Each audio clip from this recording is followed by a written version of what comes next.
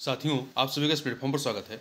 यहाँ पर हम लोग आगामी एमपीपीसीएस की प्रारंभिक परीक्षा के लिए जो पूर्व में एमपी स्पेशल संबंधित प्रश्न पूछे गए हैं, उन प्रश्नों को यहाँ पर देख रहे हैं और इसके लिए हम लोग घटनाचक्र पब्लिकेशन के द्वारा जो पूर्वालोकन, राज्य आधारित पूर्वालोकन है, उसका जो एमपी वाला सेक्शन है, उस मध्य प्रदेश वाले स्पेशल सेक्शन को यहाँ पर हम लोग कंप्लीट कर रहे हैं। और यहाँ पर सबसे पहले हम लोग बात करेंगे कृषि एवं अर्थव्यवस्था से संबंधित प्रश्नों के बारे में। तो देखिए, पहला प्रश्न है कि मध्य प्रदेश कितने कृषि जलवायु क्षेत्रों में विभाजित है। तो यह कुल 11 कृषि जलवायु क्षेत्रों में विभाजित है। ठीक है, तो ध्यान रखिएगा, ये जो आपके स्टेट स्पेशल क्वेश्चन होते हैं, ये कई बार रिपीट होते हैं, इसलिए आपको हमेशा इन प्रश्नों को परीक्षा से पूर्व देख लेना आवश्यक होता है। तो देखिए, मध्य प्रदेश में 11 प्रकार के कृषि जलवायु क्षेत्र, 7 प्रकार की मृदा तथा 5 फसली क्षेत्र है। मध्य प्रदेश के 11 प्रकार के कृषि जलवायु क्षेत्र कौन कौन से हैं? छत्तीसगढ़ से लगा पहाड़ी क्षेत्र, कैमूर पठार एवं सतपुड़ा की पहाड़ियाँ, तीसरा बिंद का पठार, चौथा है नर्मदा घाटी, पांचवा है बैनगंगा घाटी, छत्तीसगढ़ मैदान बालाघाट, और आपका छठा है ग्रिड ग्वालियर क्षेत्र, सातवां है बुंदेलखंड क्षेत्र, आठवां है सतपुड़ा पठार, नौवां है मालवा पठार, 10वां है निमाड़ पठार और 11वां है झाबुआ पहाड़ियाँ। देखिए, मध्य प्रदेश का फसल क्षेत्र में विकास दर वर्ष 2016-17 के लिए कितना रहा है? तो 2016-17 के लिए 34.14 था। ठीक है, जबकि 2022 मध्य प्रदेश आर्थिक सर्वेक्षण 2022-23 के अनुसार वर्ष 2022-23 में फसल क्षेत्र की विकास दर 5.46% अनुमानित रही है। अगला, मध्य प्रदेश में देखिए, जो इस प्रकार के आंकड़े आधारित प्रश्न होते हैं, इसको आपको जो लेटेस्ट आंकड़े हो उससे देख लेना चाहिए। ठीक है, मध्य प्रदेश में औद्योगिक पिछड़ेपन का या के कारण क्या है? तो देखिए, वित्त का अभाव, शक्ति या ऊर्जा का अभाव, कच्चे माल का अभाव, ये सभी के सभी इसके लिए कारण है। मध्य प्रदेश राजस्थान के बाद भारत का दूसरा सबसे बड़ा राज्य है, जो देश के 9.38% क्षेत्र पर बसा है। यहाँ प्राकृतिक संसाधनों, स्वास्थ्यकर वातावरण और उपजाऊ कृषि से संपन्न है। हालांकि औद्योगिक रूप से यह राज्य अभी भी काफी पीछे है, लेकिन पिछले कुछ वर्षों से यह राज्य भारत में सबसे तेजी से विकसित हो रहे प्रभावशाली राज्यों में से एक है। मध्य प्रदेश में उद्योग काफी हद तक प्राकृतिक संसाधनों पर निर्भर है। वर्तमान में निवेशकों को आकर्षित करने हेतु राज्य परियोजना के स्थान, बुनियादी ढांचे, प्रोत्साहन और अन्य सुविधाओं के मामले में बेहतर विकल्प उपलब्ध करा रहा है। आगे बढ़ते हैं, मध्य प्रदेश की अर्थव्यवस्था कैसी है? तो मध्य प्रदेश की जो अर्थव्यवस्था है वो कृषि प्रधान है। क्या है? कृषि प्रधान है। अगला प्रश्न है, मध्य प्रदेश में भावांतर भुगतान योजना किस क्षेत्र से संबंधित है? तो यह कृषि क्षेत्र से संबंधित है। इसे खरीफ फसल वर्ष 2017 से प्रारंभ किया गया है। आगे बढ़ते हैं, किसके उत्पादन में मध्य प्रदेश का स्थान पहला है? तो देखिए, सोयाबीन के उत्पादन में, सोयाबीन के उत्पादन में। जबकि देखिए, ये आपका पुराना आंकड़ा है, आर्थिक समीक्षा 2022-23 के अनुसार सोयाबीन उत्पादन में मध्य प्रदेश दूसरे स्थान पर है। ठीक है, अब क्या है? सोयाबीन उत्पादन में दूसरे नंबर पर, याद रखिएगा। निम्नलिखित में से मध्य प्रदेश में सर्वाधिक सोयाबीन कहाँ पर होता है? तो सर्वाधिक आपका मालवा में होता है। कहाँ पे? मालवा क्षेत्र में होता है, जिसके अंतर्गत उज्जैन, देवास और शाजापुर जिले आते हैं, जो सोयाबीन के सबसे बड़े उत्पादक क्षेत्र है। और मध्य प्रदेश में सर्वाधिक सोयाबीन का उत्पादन कहाँ होता है? उज्जैन में। मध्य प्रदेश का कौन सा क्षेत्र धान का कटोरा कहलाता है? तो जो आपका छत्तीसगढ़ वाला क्षेत्र है। देखिए, ये 1994 का प्रश्न है। ये तब है जब छत्तीसगढ़ मध्य प्रदेश में था। ठीक है,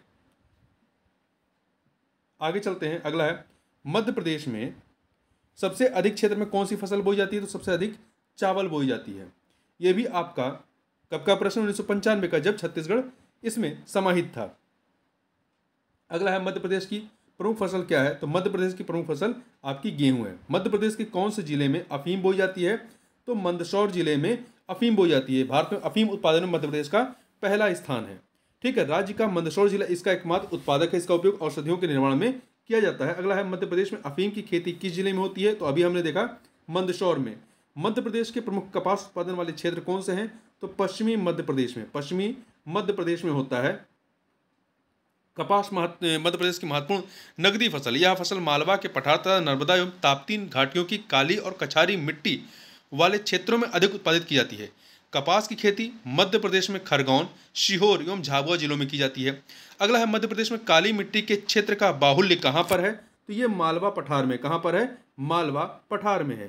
ठीक है, इस पठार का विस्तार उत्तरी तथा पूर्वी भाग में, इस पठार का विस्तार मंदसौर, सागर तथा गुना जिलों तक है। मध्य प्रदेश के किस क्षेत्र में काली मिट्टी नहीं पाई जाती है? तो मालवा का पठार, नर्मदा घाटी और सतपुड़ा श्रेणी में पाई जाती है, परंतु बघेलखंड में नहीं पाई जाती। बघेलखंड में जलोढ़ मिट्टी पाई जाती है। अगला है जिले और संभावित उत्पाद, इन्हें हमें सुमेलित करना है। तो यहाँ पर हम सूची ही देख लेते हैं सीधे सीधे।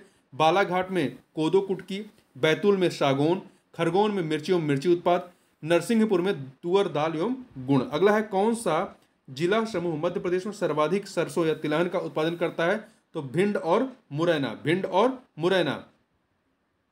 निम्नलिखित जिलों के प्रति हेक्टेयर खाद के उपयोग के घटते क्रम में व्यवस्थित करना है। तो देखिए ये 2008 का है, तो ये जो आंकड़ों वाले प्रश्न होते हैं ये बदलते रहते हैं। तो इसका जो सही उत्तर है वो क्या है? घटते हुए क्रम में सबसे अधिक इंदौर में, फिर होशंगाबाद, अब इसका नाम नर्मदापुरम हो गया है, फिर मंडला, फिर डिडोरी आ जाएगा। ठीक है, तो 1, 3, 4, 2 ए ऑप्शन। अब जनसंख्या और नगरीकरण से आधारित प्रश्नों को यहाँ पर देखते हैं। 2011 की जनगणना के अनुसार मध्य प्रदेश की जनसंख्या कितनी रही है? 7.2 करोड़। 7.2 करोड़ है। ठीक है, जिसमें 3.7 करोड़ पुरुष तथा 3.5 करोड़ महिलाएं हैं।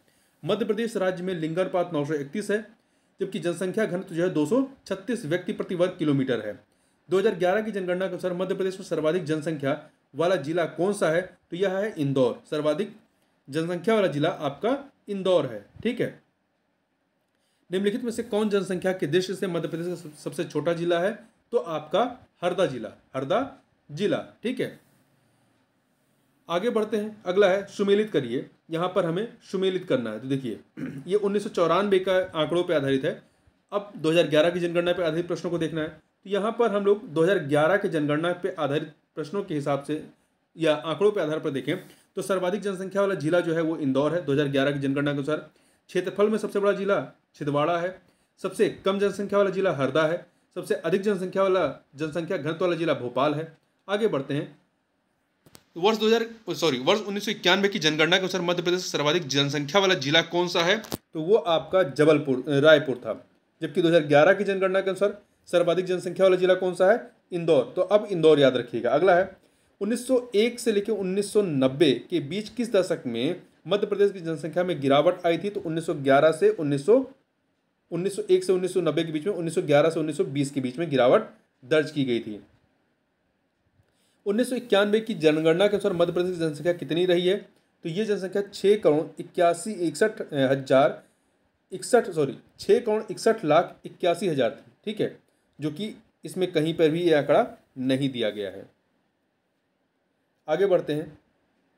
ग्रामीण क्षेत्रों में पुरुष और महिला की जनसंख्या के सबसे अधिक अनुपात वाला जिला मध्य प्रदेश में कौन सा है? तो 1993 का प्रश्न है। तो उस समय इसका उत्तर बालाघाट था।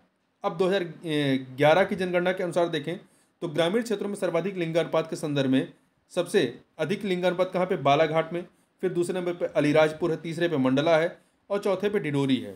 ठीक है, 2011 की जनगणना के अनुसार मध्य प्रदेश के किस जिले में सर्वाधिक लिंगानुपात है 2011 के अनुसार? तो कहाँ पे है? अभी हमने ऊपर देखा बालाघाट, दूसरे नंबर पर अलीराजपुर है, तीसरे पे मंडला है, चौथे पे डिडोरी है। आगे बढ़ते हैं। अगला है निम्नलिखित में से मध्य प्रदेश के किस जिले का लिंगानुपात 1000 से अधिक है? तो डिडोरी जिले का लिंगानुपात अधिक है। देखिए मध्य प्रदेश के 4 जिलों में लिंगानुपात 1000 से अधिक है, बालाघाट, अलीराजपुर, मंडला और डिडोरी। अगला है जनगणना 2011 के अनुसार मध्य प्रदेश में सर्वाधिक स्त्री पुरुष अनुपात वाला जिला कौन सा है? तो वह है बालाघाट। 1991 की जनगणना में मध्य प्रदेश के किस जिले में लिंगानुपात सर्वाधिक रहा है? तो उस समय के हिसाब से आपका राजनांद गांव था। अब ये प्रश्न नहीं पूछा जाएगा क्योंकि 1997 का प्रश्न है। 1991 की जनगणना के अनुसार, तो 1991 की जनगणना के अनुसार मध्य प्रदेश में महिला पुरुष अनुपात क्या है? इस प्रश्न को छोड़ दीजिए। यहाँ पर हम लोग 2011 के अंतिम आंकड़ों को देखें तो मध्य प्रदेश में लिंगानुपात कितना रहा है? 931। इसको याद रखिएगा। 1991 की जनगणना के अनुसार मध्य प्रदेश में प्रति 1000 पुरुष में महिलाओं की संख्या 931 थी। तो यहाँ पर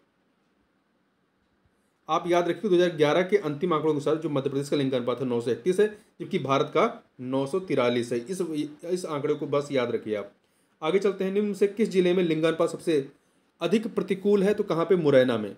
मुरैना में 2011 की जनगणना के अंतिम आंकड़ों के अनुसार जो 4 विकल्प है, बालाघाट में 1021 है, झाबुआ में 990 है, रीवा में 931 है और मुरैना में 840 है। तो 2011 के अंतिम आंकड़ों के अनुसार मध्य प्रदेश में सबसे कम लिंगानुपात वाला जिला कौन सा है? भिंड है। और इन चारों में आपका मुरैना है। आगे चलते हैं। मध्य प्रदेश का वह जिला जिसमें लिंगानुपात सबसे कम है तो वह है भिंड जिला।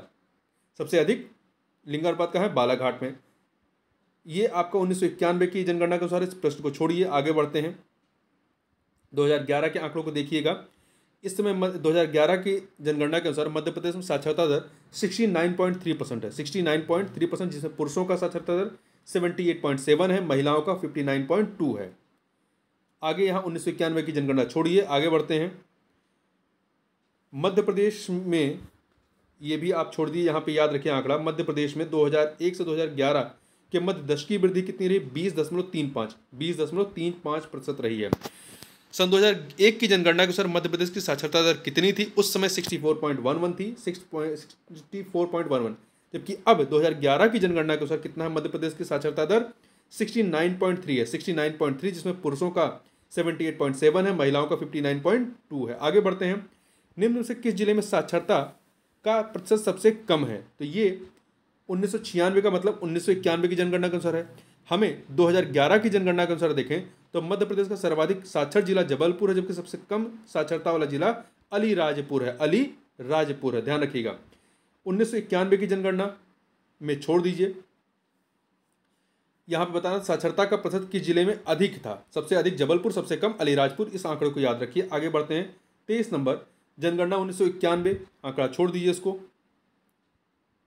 अगला है, निम्नलिखित में से न्यूनतम ग्रामीण जनसंख्या के प्रतिशत का जिला कौन सा है? ये भी 1999 का है, जबकि 2011 की जनगणना के अनुसार आप देखें तो भोपाल में ग्रामीण जनसंख्या का प्रतिशत 19.1 है, जो कि न्यूनतम है। ठीक है, यहाँ भोपाल, ए ऑप्शन। अगला है, 2011 के जनगणना के अनुसार मध्य प्रदेश की कुल जनसंख्या में से ग्रामीण जनसंख्या का प्रतिशत कितना है?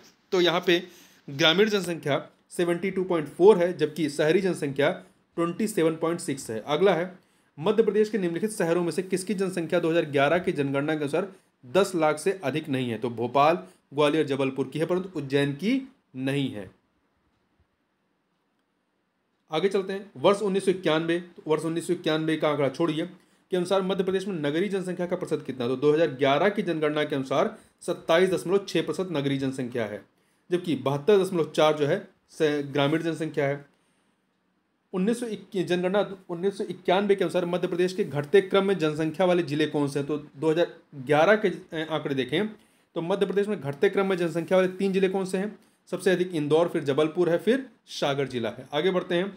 मध्य प्रदेश के किस जिले में कुल जनसंख्या में से सर्वाधिक प्रतिशत जनजाति निवास करती है? कहाँ पर करती है? 2011 के अनुसार आप देखें तो सर्वाधिक प्रतिशत जनजाति निवास जो है वो कहाँ पे है? अलीराजपुर है, नंबर 1 पे। दूसरे पे झाबुआ है, तीसरे पे बड़वानी, चौथे पे डिडोरी। चूंकि अलीराजपुर है नहीं तो झाबुआ आपका सही हो जाएगा। आगे बढ़ते हैं। अगला है, प्रतिशत की दृष्टि से मध्य प्रदेश में सर्वाधिक अनुसूचित जनजाति वाला जिला कौन सा है? तो देखिए 2011 के जनगणना के अनुसार मध्य प्रदेश में सर्वाधिक अनुसूचित जनजाति वाला जिला अलीराजपुर है, उसके पश्चात झाबुआ का स्थान आता है। ठीक है, चूंकि प्रश्नानुसार विकल्प में उत्तर नहीं दिया है, देखिए यहाँ पर आपका चूंकि अलीराजपुर है नहीं तो झाबुआ मान लिया जाएगा। आगे बढ़ते हैं। मध्य प्रदेश के किस जिले में जनजातीय जनसंख्या सर्वाधिक प्रतिशत है? कहाँ पर है? तो देखिए सर्वाधिक आपका अलीराजपुर में है अनुसूचित जनजाति, नंबर 1 पे। दूसरे पे झाबुआ है, तीसरे पे बड़वानी, चौथे पे डिडोरी है। तो यहाँ पे अलीराजपुर, सी ऑप्शन। अब खनिज संसाधन पर आधारित प्रश्नों को हम लोग देख लेते हैं। मध्य प्रदेश में खनिज नीति किस वर्ष घोषित हुई थी? तो ये घोषित हुई थी 1995 में, 1995 में। आगे बढ़ते हैं। मध्य प्रदेश में मैग्नीज का सबसे बड़ा स्रोत कहाँ पर है?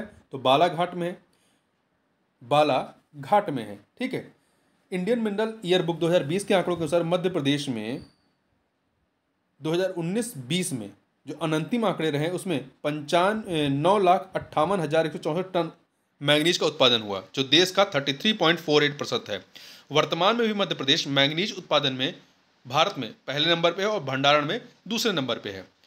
खनिजों और उससे संबंधित जिलों को सम्मिलित कीजिए, तो यहाँ पर हम लोग सीधे यहाँ पे देखते हैं मैंगनीज बालाघाट जिले में, लौह अयस्क बस्तर जिले में, बॉक्साइट मंडला जिले में, कोयला शहडोल जिले में।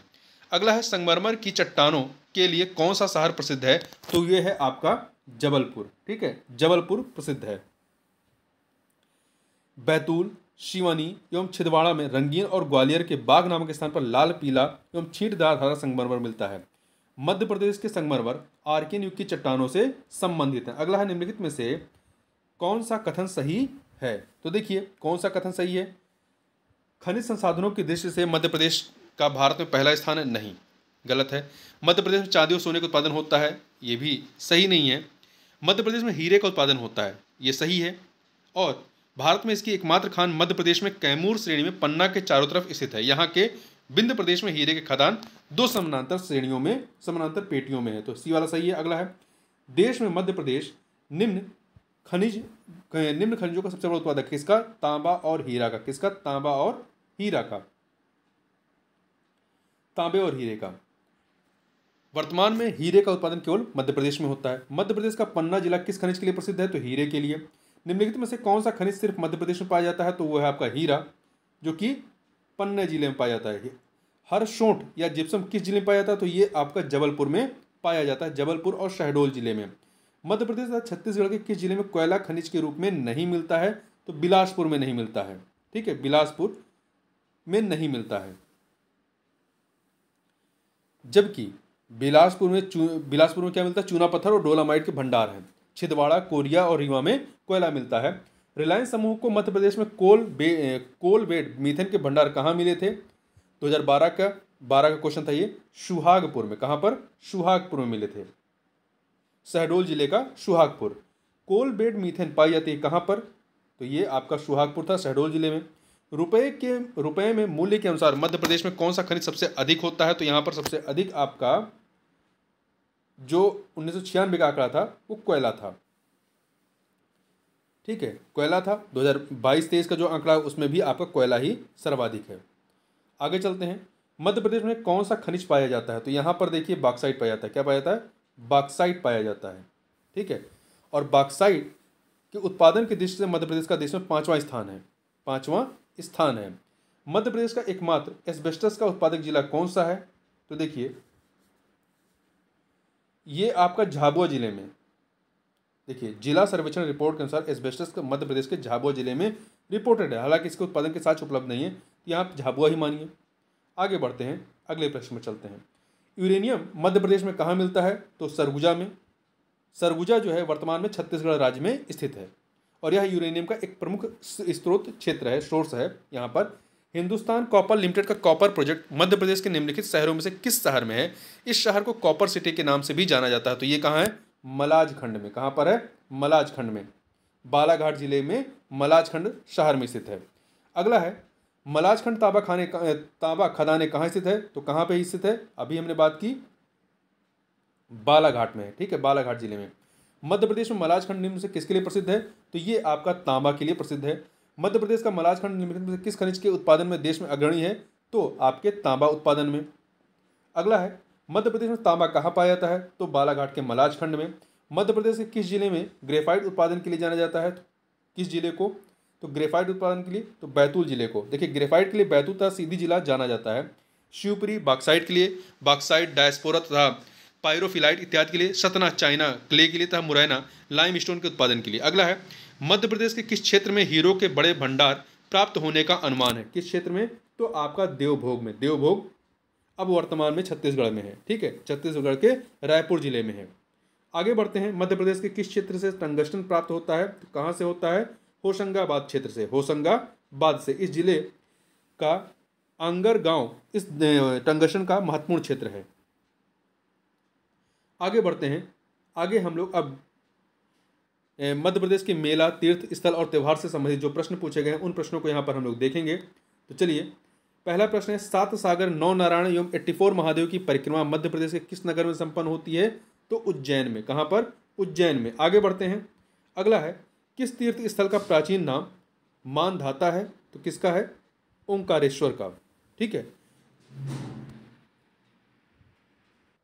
देखिए ओंकारेश्वर जो है ये मध्य प्रदेश राज्य के खंडवा जिले में स्थित है। आगे चलते हैं, यहाँ थोड़ा और याद रखिएगा, ओंकारेश्वर के पास सिद्धवर कूट जो है ये जैन धर्म के लिए एक महत्वपूर्ण स्थान है। अगला है, निम्नलिखित में से किस जिले में गोटमार मेला आयोजित होता है? कहाँ पर होता है? छिंदवाड़ा जिले में गोटमार जो मेला है ये आयोजित होता है। यह मेला जो है जाम नदी के तट पर मनाया जाता है और इसकी शुरुआत 17वीं ईस्वी के लगभग मानी जाती है और यह प्रतिवर्ष भाद्रपद अमावस्या के दूसरे दिन मनाया जाता है। जल बिहारी का मेला कहाँ आयोजित किया जाता है? तो ये छतरपुर में। कहाँ पर? छतरपुर जिले में आयोजित किया जाता है अक्टूबर माह में। मध्य प्रदेश में कान्हा बाबा का मेला कहाँ लगता है?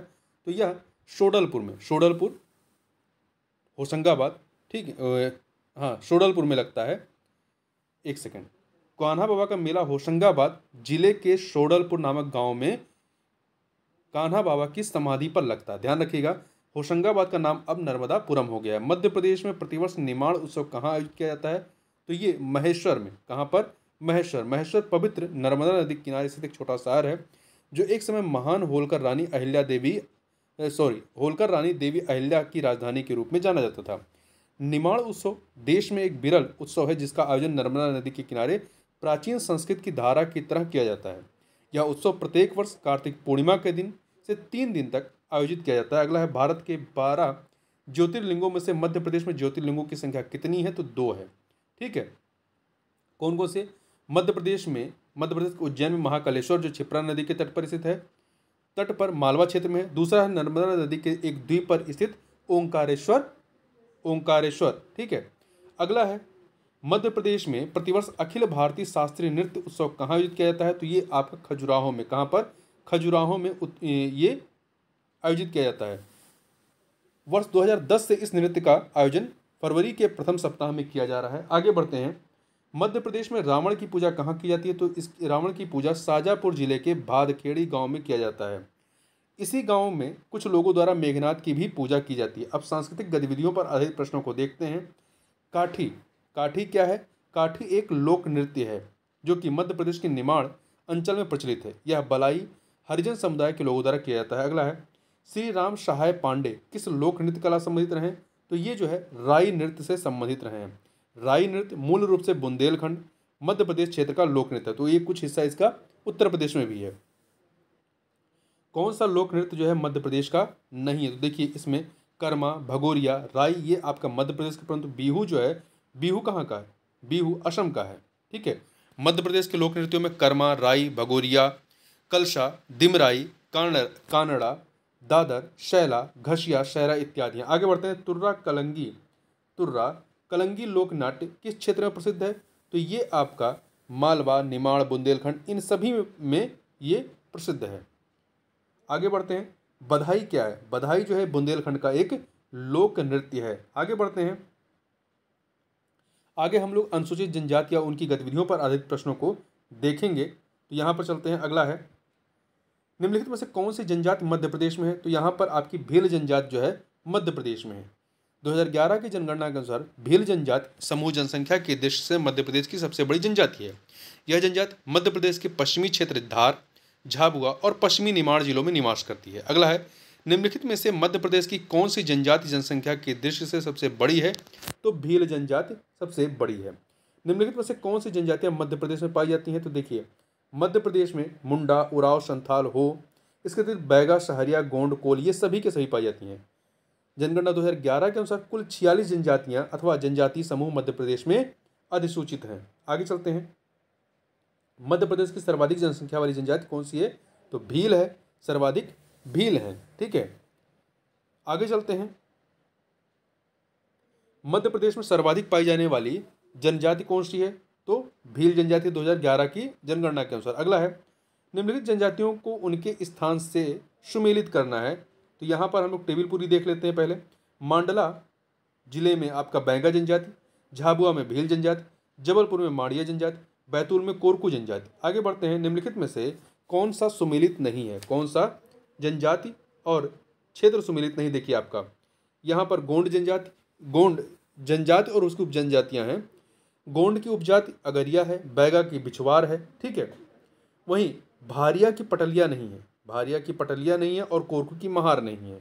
ठीक है, देखिए पटलिया जो है भील जनजाति की उपजाति है और महार जो है, महार अनुसूचित जाति है। आगे बढ़ते हैं, निम्नलिखित में से किस जिले में बैगा विकास अधिकरण नहीं है? तो रायसेन जिले में नहीं है। बैगा विकास अधिकरण के जो प्रमुख जिले हैं उसमें उमरिया, मंडला, अनूपपुर, बालाघाट, शहडोल तथा डिंडोरी है। मध्य प्रदेश में निम्नलिखित में से कौन सी अनुसूचित जनजाति पाई जाती है? तो कौन सी? मांडिया, मांडिया पाई जाती है। देखिए, मांडिया जनजाति मध्य प्रदेश के जबलपुर, मंडला एवं सीधी जिले में पाई जाती है। आदिम जनजाति कोरकू मध्य प्रदेश के किन जिलों में मुख्यतः पाई जाती है? तो ये आपका दक्षिण के जिलों में, दक्षिण के जिलों में कौन से आते हैं? नर्मदापुरम, पश्चिमी सतपुड़ा, पूर्वी निमाड़, बैतूल, छिंदवाड़ा, दक्षिणी बरार के मैदान तक की बसें हैं। आगे बढ़ते हैं। अगला है, यहाँ देखिए सही सुमिलित करना है। घोटुलू क्या है? घोटुल यहाँ पे देख लेते हैं। घोटुल विवाह गृह की प्रथा बस्तर की मुड़िया जनजाति में प्रचलित है। भगोरिया हाट भील जनजाति से संबंधित है। बेवार बैगा जनजातियों की मान्यता है कि हल चलाने से धरती माता की छाती पर घाव हो जाता है, अतः ये बेवार कृषि करते हैं। कर्मा पूर्वी मध्य प्रदेश की जनजातियों में प्रचलित नृत्य एवं लोकगीत है। आगे बढ़ते हैं। टंटिया भील का वास्तविक नाम क्या है? टंटिया भील का वास्तविक नाम क्या है? टांटिया और टंडा दोनों है, ठीक है। टांटिया आदिवासी समुदाय के सदस्य थे। टांटिया आदिवासी भील समुदाय के सदस्य थे। उनका वास्तविक नाम टंडरा था। साधारण जनता में वो टांटिया मामा के नाम से मशहूर थे। अंग्रेजों ने उन्हें आदिवासियों का रॉबिन हुड से संबोधित किया। गुरिल्ला युद्ध में उन्हें महारत हासिल थी। आगे बढ़ते हैं। भगोरिया हाट का संबंध किससे है? भगोरिया हाट का संबंध जो है वो झाबुआ जिले से। कहाँ से है? झाबुआ जिले से है। आगे बढ़ते हैं। देखिए, भगोरिया हाट मध्य प्रदेश के झाबुआ जिले में भील जनजाति के लोगों द्वारा होली के आसपास मनाया जाने वाला मेला है। इस मेले में भील जनजाति के युवक युवतियां अपने जीवन साथी को चुनते हैं। श्रीमती दुर्गाबाई व्यास किस जनजाति कला से संबंधित है? तो ये गोंड शैली से संबंधित है। गोंड शैली से। घोटलू प्रथा क्या है? तो हमने अभी यहाँ देखा घोटलू प्रथा क्या है। यह जो है संयुक्त आवास जिसमें लड़के लड़कियां एक साथ रहते हों, ठीक है। घोटलू एक विचित्र संस्था है जिसका प्रारंभ लिंगोपेन नामक लिंग देवता से माना जाता है। खासतौर पर अविवाहित मुंडिया जनजाति के लड़के और लड़कियों का यह मिलन घर जैसा होता है। इसे कुंवारों का राज्य कहा जाता है। गौर नृत्य किस जनजाति से संबंधित है? गौर नृत्य जो है वो मुड़िया जनजाति से संबंधित है, जो कि दक्षिणी बस्तर में पाई जाती है या यहाँ पर निवास करती है मुड़िया जनजाति। कौन सी जनजाति लोहासुर को अपना देवता मानती है? लोहासुर को तो अगरिया जनजाति, अगरिया जनजाति लोहासुर को अपना देवता मानती है। लोहासुर देवता का निवास धधकती हुई भट्टियों में माना जाता है। अगरिया जनजाति मध्य प्रदेश के मंडला और शहडोल जिलों में पाई जाती है। आगे बढ़ते हैं। बूढ़ा देव मध्य प्रदेश की किस जनजाति के प्रमुख देवता है? तो बूढ़ा देव जो है ये बैगा जनजाति के प्रमुख देवता हैं। बैगा जनजाति द्रविड़ समूह की एक पिछड़ी जनजाति है। इसके प्रमुख देवता बूढ़ा देव मान्यता के अनुसार वे साल वृक्ष पर रहते हैं। आगे बात करते हैं ऊर्जा संसाधन पर आधारित प्रश्नों को देखते हैं। तो यहाँ पर देखिए क्या है प्रश्न। 750 मेगावाट का solar power plant Madhya Pradesh किस जिले में स्थित है? तो ये आपका रीवा जिले में स्थित है। इस सोलर पावर प्लांट को जुलाई 2020 में प्रधानमंत्री ने राष्ट्र को समर्पित किया था। मध्य प्रदेश में निम्न से कौन सा स्थान और जिला तापीय विद्युत केंद्र से संबंधित नहीं है? तापीय विद्युत केंद्र से देखिए शाणी बैतूल सही है। अमरकंटक अनूपपुर जिले में है। बीरसिंहपुर उमरिया जिले में है। ये स्थान जो है तापीय विद्युत केंद्र से संबंधित है, जबकि दोगलिया मुंडी जो है ये खरगोन जिले से संबंधित तापीय विद्युत केंद्र नहीं है। देखिए यहाँ पर ये थोड़ा सा हम लोग बात करें। सतपुड़ा तापीय विद्युत केंद्र सारणी गांव में स्थित है, जो मध्य प्रदेश के बैतूल जिले में है। यह कोयला आधारित संयंत्र है। यह क्या है? कोयला आधारित संयंत्र है। अमरकंटक तापीय विद्युत केंद्र मध्य प्रदेश के अनूपपुर जिले में स्थित है। यह तापीय विद्युत केंद्र भी कोयला आधारित है। संजय गांधी तापीय विद्युत केंद्र दक्षिण पूर्व रेलवे बिलासपुर कटनी खंड पर बीरसिंहपुर रेलवे स्टेशन के पास स्थित है। श्री सिंगाजी ताप विद्युत परियोजना दोगलिया मुंडी में स्थित है, जो खंडवा जिले में है। अगला है निम्न में से किस स्थान पर विद्युत उत्पादन हेतु 500 मेगावाट की इकाई है? कहाँ पर है? बीरसिंहपुर में। ये चूंकि करंट का क्वेश्चन है 2008 का, तो ये अब नहीं पूछा जाएगा। आगे बढ़ते हैं। बीरसिंहपुर जल विद्युत केंद्र निम्न से किस जिले में है? तो ये उमरिया जिले में। कहाँ पर है? उमरिया जिले में है, ठीक है। अब हम लोग परिवहन संबंधित प्रश्नों को देखें। परिवहन से संबंधित प्रश्नों को तो आप यहाँ पे देखें। निम्न में से कौन सा राष्ट्रीय राजमार्ग मध्य प्रदेश राज्य में से नहीं गुजरता? देखिए 5 मार्च 2010 को भारत सरकार के सड़क एवं परिवहन और राजमार्ग मंत्रालय द्वारा जारी अधिसूचना के आधार पर पुराने राष्ट्रीय राजमार्ग संख्या को परिवर्तित कर नई राष्ट्रीय राजमार्ग संख्या जारी की गई है, ठीक है। तो ये इस क्वेश्चन को यहाँ पर छोड़ देते हैं। यहाँ पे जो NH8 है ये यहाँ मध्य प्रदेश से नहीं गुजरता है। आगे बढ़ते हैं। इंदौर से जयपुर को जोड़ने वाले राष्ट्रीय राजमार्ग का संशोधित नंबर क्या है? NH52 है। मध्य प्रदेश का कौन सा क्षेत्र, मध्य प्रदेश का कौन सा क्षेत्र जो है वो सफ़ेद बाघों के लिए जाना जाता है? तो आपका देखिए बघेलखंड, कौन सा है? बघेलखंड। टाइगर राज्य किसे घोषित किया गया है? तो मध्य प्रदेश को, मध्य प्रदेश को। मगर तथा घड़ियालों का संरक्षण कहाँ किया जा रहा है? तो ये आपका चंबल व सोन नदी में। चंबल नदी मुरैना जिले, केन नदी छतरपुर तथा सोन नदी सीधी या शहडोल जिले में यहाँ पर किया जा रहा है। मध्य प्रदेश के किस जिले में माधव राष्ट्रीय उद्यान है? कहाँ पर है? तो शिवपुरी जिले में है। ठीक है। मध्य प्रदेश में जीवाश्म राष्ट्रीय उद्यान स्थित है कहाँ पर? तो ये मंडला में है। कहाँ पे है? मंडला जिले में स्थित है। इसे राष्ट्रीय पार्क घोषित किया गया 1983 में। आगे बढ़ते हैं, यहाँ पर हम लोग अब शिक्षा व्यवस्था संबंधित प्रश्नों को देखते हैं। मध्य प्रदेश की सबसे पुरानी जिसे सागर यूनिवर्सिटी कहते हैं की स्थापना किस वर्ष की गई? तो 1946 में। 1946 में इसकी स्थापना डॉक्टर हरि सिंह गौर के द्वारा 18 जुलाई 1946 को की गई। वर्ष 2009 में इसे केंद्रीय विश्वविद्यालय का दर्जा प्रदान किया गया। संस्कृत विश्वविद्यालय की स्थापना की गई कहाँ पर? उज्जैन में। उज्जैन में की गई, महर्षि पढ़नी संस्कृत विश्वविद्यालय। मध्य प्रदेश में पाठशालाओं की संख्या लगभग कितनी? पूर्व माध्यमिक, प्राथमिक, माध्यमिक, उच्च माध्यमिक। तो 2005 का ये आंकड़ा है। ठीक, 2005 का प्रश्न है। 2022-23 के अनुसार देखें, मध्य प्रदेश में 62,413 प्राथमिक, 45,106 उच्च प्राथमिक, 8,306 माध्यमिक और 9,757 उच्चतर माध्यमिक विद्यालय हैं। लक्ष्मीबाई राष्ट्रीय शारीरिक शिक्षा संस्थान की स्थापना किस वर्ष हुई? इसकी स्थापना 1957 में हुई। 21 सितंबर 1995 को इसे डीम्ड विश्वविद्यालय का दर्जा दिया गया। अगला है Lakshmibai College of Physical Education कहाँ पर है? तो ये आपका ग्वालियर में है। इंदिरा गांधी ट्राइबल विश्वविद्यालय मध्य प्रदेश के किस शहर में स्थित है? तो अमरकंटक में है। कहाँ पर है? अमरकंटक शहर में है। इसे भारत सरकार द्वारा इंदिरा गांधी राष्ट्रीय जनजाति विश्वविद्यालय अधिनियम 2007 के अंतर्गत बनाया गया। गुरु घासीदास विश्वविद्यालय के कुलाधिपति कौन है? तो 1991 का प्रश्न है। तो उस समय उस राज्य के राज्यपाल, मतलब किसी भी राज्य का राज्य विश्वविद्यालय के कुलाधिपति उस राज्य के राज्यपाल होते हैं। तो वर्तमान में जो होंगे वो इसके कुलाधिपति होंगे। 1991 में कौन थे? कुंवर महबूब अली खां। ठीक है। खैरागढ़ किसके लिए प्रसिद्ध? खैरागढ़ जो है संगीत विश्वविद्यालय के लिए प्रसिद्ध है। यहाँ पर इंदिरा गांधी कला संगीत विश्वविद्यालय की स्थापना वर्ष 1956 में की गई थी। इससे संपूर्ण भारत के अनेक महाविद्यालय संबंध है। खैरागढ़ अब छत्तीसगढ़ में जो राजनांद गांव में स्थित है। आगे बढ़ते हैं, मध्य प्रदेश का सबसे पुराना संगीत महाविद्यालय माधव संगीत महाविद्यालय कहाँ स्थित है? तो ये आपका ग्वालियर में। कहाँ पर है? ग्वालियर में है। अगला है, यहाँ पे दो सूचियाँ हैं, इन्हें हमें सुमेलित करना। देखिए यहाँ पर Indian institute of information technology design and manufacturing, ये जबलपुर जिले में है। Indian institute of information technology and management IITM Gwalior में है। Indian institute of management IIM Indore में है। Indian institute of science education and research ये भोपाल जिले में है। इतनी चीज़ों को आप याद रखिएगा। इससे आगे की चीज़ों को हम लोग नेक्स्ट वीडियो में कवर करेंगे। तो इस वीडियो में बस इतना ही, मिलते हैं नेक्स्ट वीडियो में। तब तक के लिए बहुत बहुत धन्यवाद। आपसे अनुरोध है कि अधिक से अधिक इस वीडियो को शेयर करें।